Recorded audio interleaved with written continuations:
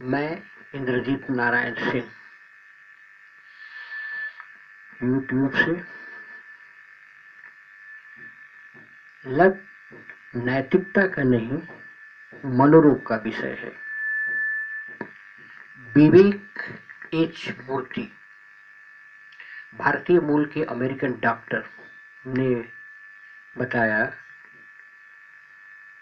कि जब मैं अस्पताल में सहयोगियों से विदा ले रहा था तो कुछ लोगों ने पूछा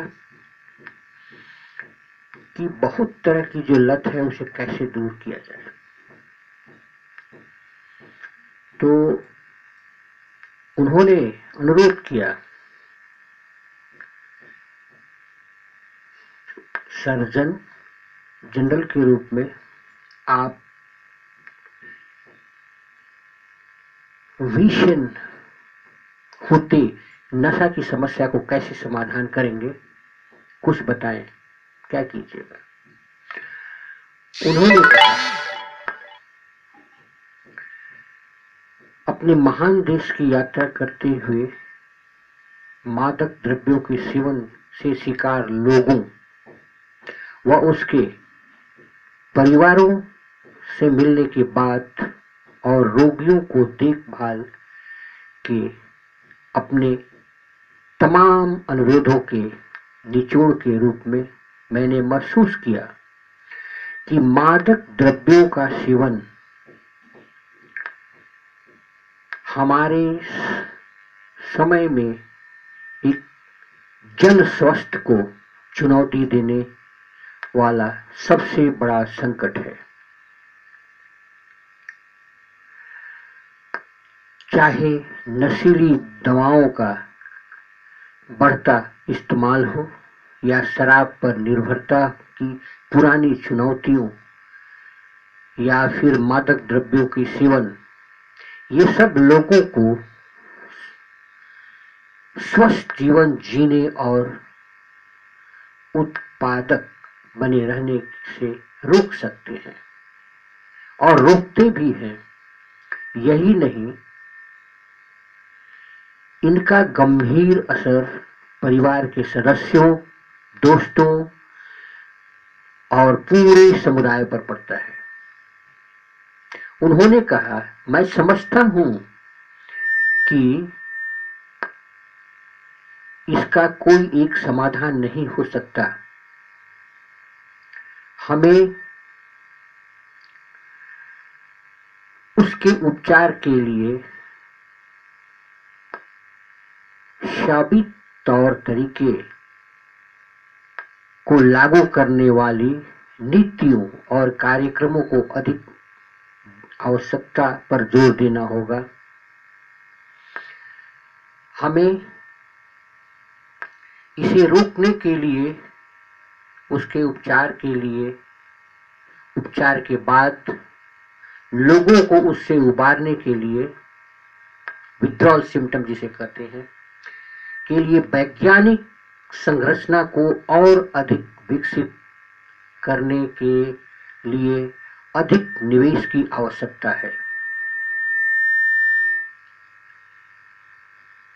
साथ ही जरूरत है एक सांस्कृतिक बदलाव की, जिसमें हम लत के बारे में अपनी आदत को बदलें। बड़े पैमाने पर हमारे देश में बहुतेरे लोग शराब की लत, तरह तरह के नशा की लत के शिकार हो गए हैं। लत को एक नैतिक पतन के रूप में आंका जा सकता है। नैतिकता की पतन, इस मूर्ति ने इसे नैतिकता का पतन बताया। यह दुर्भाग्यपूर्ण लांछन किसी भी लत के शिकार व्यक्ति की समस्या में और इजाफा देता है और इससे मुक्त होने की आस में वह शर्म के मारे मदद मांगने के लिए खुलकर सामने नहीं आ पाता। हमें प्रत्येक लत के शिकार की मदद करनी चाहिए, क्योंकि यह कोई चारित्रिक दोष नहीं है, यह एक बीमारी है, एक मानसिक बीमारी है, जिसके निवारण में हमें सभी तरह स्नेह और कौशल से रोगियों की सेवा शुश्रूषा करनी चाहिए। जैसे एक हृदय रोग या मधुमेह या कैंसर के रोगी की सेवा की जाती है। पिछले कई दशकों में नारायण मूर्ति ने कहा कि हमने इस विषय पर कुछ ठोस साक्ष्य एकत्र किए हैं। अब हमें पता है कि मादक पदार्थों के सेवन के पीछे का आधार स्नायु जैविक न्यूरोबायोलॉजिकल है, जिसके ठीक होने की भी संभावना रहती है और ठीक हो जाने के बाद फिर उसे पनपने की भी है।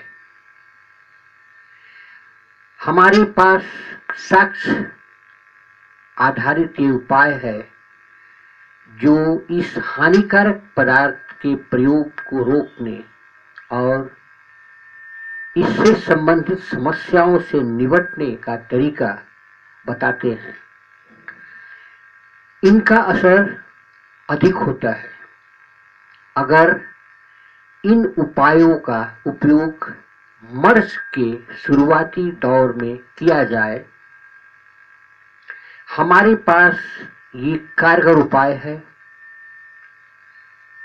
जिनसे नशीली दवाओं से उपजी दूसरी विसंगतियों को भी दूर किया जा सकता है।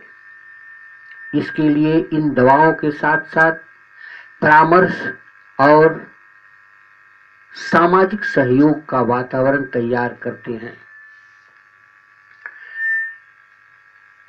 लत के खिलाफ मुहिम में माता पिता, परिवार के हर सदस्य, शिक्षकगण, स्वास्थ्यकर्मी, लोक नीति निर्माता, लोककर्ताओं व समुदाय के हर सदस्यों की अहम भूमिका रहती है। हमें कभी भी नशे के शिकार व्यक्ति का चेहरा नहीं भूलना चाहिए। वे हमारे परिवार के प्यारे सदस्य हैं, दोस्त हैं, सहकर्मी हैं और कभी कभी तो हम खुद हैं। हमारे सामने यह बड़ा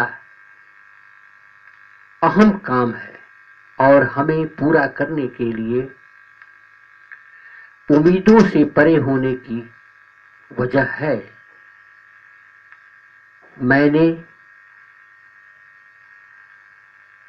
उन लोगों की नजरों में उम्मीद की किरणें देखी है जो दिन रात नशा मुक्ति की अभियान में जुटे हैं और उनकी सहायता में तत्पर हैं, जो इस कुचक्र से निकलना चाहते हैं। यह हमारी सामूहिक जिम्मेदारी है कि पूरे देश से यह चुन चुनकर ऐसे लोगों को नशे के शिकंजे से मुक्त कराएं जो हर शय इस अंधकार में धंसते जा रहे हैं। आज मैं आह्वान करता हूं कि हम सभी इस महामारी के खिलाफ संघर्ष में एकजुट हो जाएं। उन्होंने कहा, मूर्ति ने कहा कि हम सभी इस महामारी से बचें। यह अमेरिका के लिए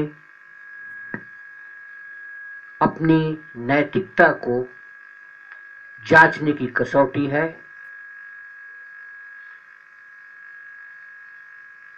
क्या हमारा राष्ट्र इस महामारी से लोहा ले सकता है और मानव जाति को इस भीषण प्रताड़ना से मुक्ति दिलाने की राह दिखा सकता है?